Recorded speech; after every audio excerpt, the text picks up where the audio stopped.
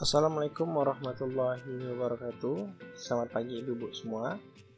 Baiklah, pada topik kali ini kita akan membahas mengenai pelaksanaan kehamilan pada era kebiasaan baru. Di sini kita akan membahas mengenai antenatal care. Apa itu antenatal care? Jadi antenatal care itu sendiri adalah perawatan yang diberikan kepada ibu selama masa kehamilan, disebut dengan istilah antenatal care atau kita sebut dengan ANC. Jadi ada pemeriksaan ANC pada masa kehamilan. Gunanya apa? Gunanya adalah untuk mendeteksi secara dini kelainan dan risiko yang mungkin timbul selama kehamilan, sehingga risiko dan kelainan tersebut dapat diatasi dengan cepat dan juga tepat. Lalu bagaimana antenatal care atau perawatan pada masa kehamilan ini di situasi pandemi?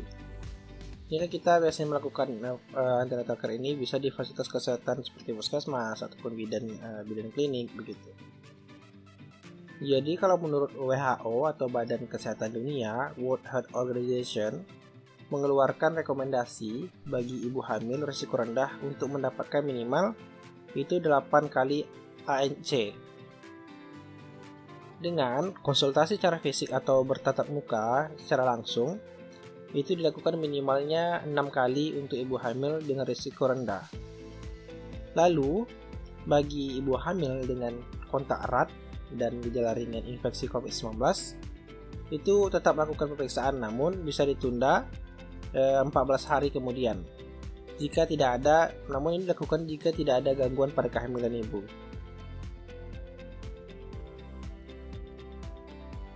Baik, tadi kan kita sudah mengetahui bahwa minimal itu adalah 6 kali pemeriksaan secara tatap muka.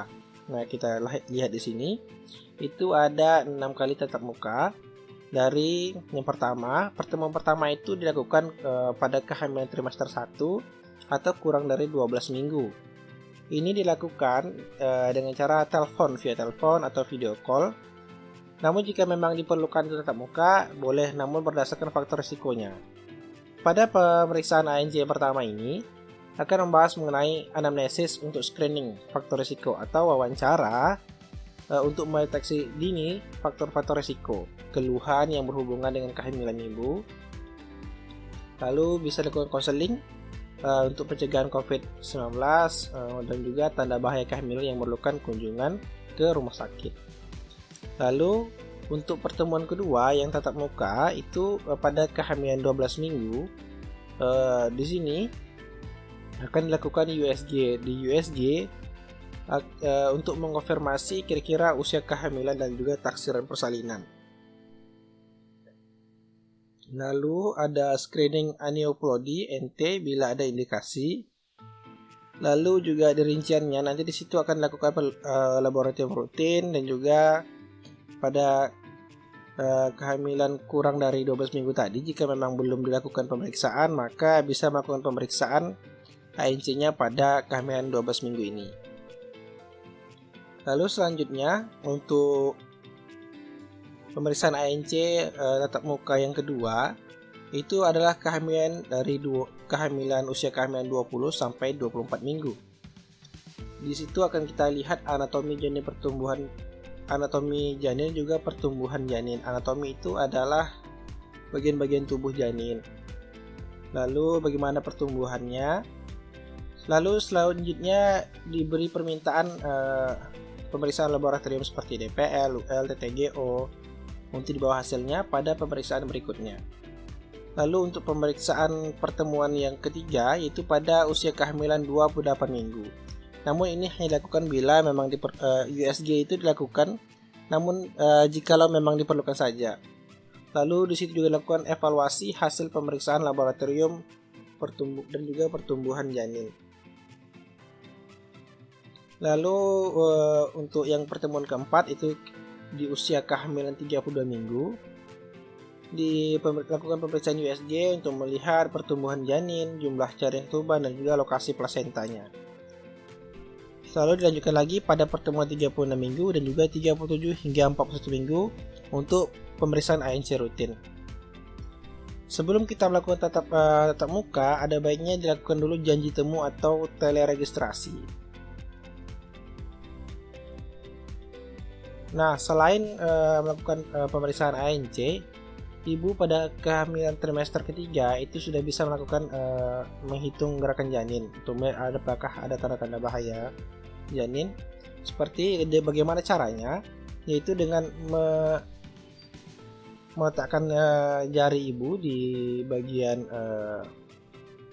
perut, lalu merasakan gerakan janin itu minimal adalah 10 gerakan dalam setiap 2 jam. Jikalau memang selama 2 jam itu gerakan janin yang terasa itu kurang dari 10, maka ulang pada 2 jam selanjutnya. Coba lakukan ini sebanyak 6 kali dalam 12 jam. Jikalau memang dalam 12 jam masih juga tiap 2 jam itu kurang dari 10, nah maka segera ke Fasiankes. Jika dalam 12 jam tadi itu, Fasiankes ini maksudnya fasilitas pelayanan kesehatan seperti mungkin bidan, klinik, atau misalnya ke puskesmas atau ke tempat dokter praktik gitu ya, atau bisa langsung ke rumah sakit. Lalu bagaimana upaya pencegahan untuk infeksi COVID-19 bagi ibu hamil? Seperti yang disarankan dari kita kenal seperti 3M, seperti mencuci tangan, menjaga jarak, dan juga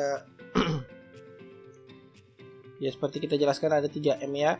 Lalu selanjutnya seperti bagaimana mencuci tangan. Mencuci tangan seperti kita ketahui, cuci tangan dengan sabun dan juga air sedikitnya selama 20 detik. Lalu hindari menyentuh mata, hidung, dan mulut dengan tangan yang belum dicuci. Agar lebih mudah, makanya kita disarankan untuk membawa hand sanitizer. Lalu sebisa mungkin hindari kontak dengan orang yang sedang sakit. Lalu saat sakit, ibu wajib menggunakan masker medis, jangan banyak beraktivitas juga di luar. Tutupi mulut dan hidung saat batuk atau bersin dengan tisu. Lalu bersihkan dan lakukan desinfeksi secara rutin permukaan dan benda yang sering disentuh. Lalu menggunakan masker medis adalah salah satu cara pencegahan penularan penyakit saluran napas. Baiklah ibu-ibu, itu adalah materi mengenai perawatan atau topik mengenai pelaksanaan kehamilan pada ibu hamil di era kebiasaan baru, seperti mengenai ANC, lalu juga ada tadi mengenai menghitung gerakan janin begitu, dan juga pencegahan dari penularan COVID-19 di masa era kebiasaan baru ini. Baiklah, itu yang dapat saya sampaikan. Apabila ada yang salah atau misinformasi, saya mohon maafkan. Wassalamualaikum